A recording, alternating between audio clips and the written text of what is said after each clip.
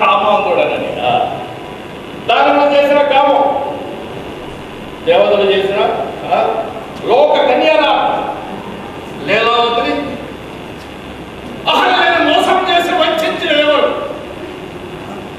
ఆ ధనంతని భార్య మహాసాధ్రి తులసి మాతడు ప్రాతవచ్చాన్ని భంగపరిచినది ఏ కళ్యాణార్థం దేవతలకు న్యాయం దానులకు న్యాయం కూడా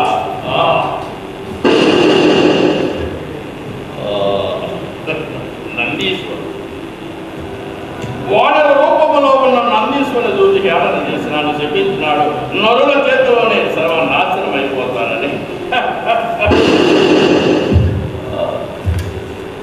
నలకోబరుని శాపం అప్సరస రమ్మను బలాత్కరించినందుకు ఇష్టం లేని ఆదాయం తగని ఎదురు నా తల మొక్కలు అవుతుందని శాపం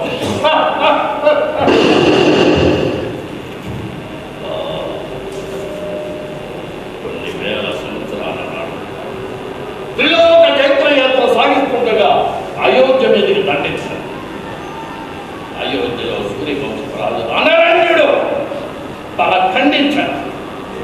నా సూర్యవంశం వాడే నేను సర్వనాశనం చేస్తానని చూపించాడు.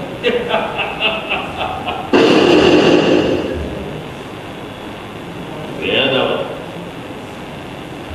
నా ఇంటి అయోధ్యగా జన్మించి నన్ను నా వంశాన్ని పుత్రను సుత్రను సోదరులను సర్వనాశనం చేస్తాను.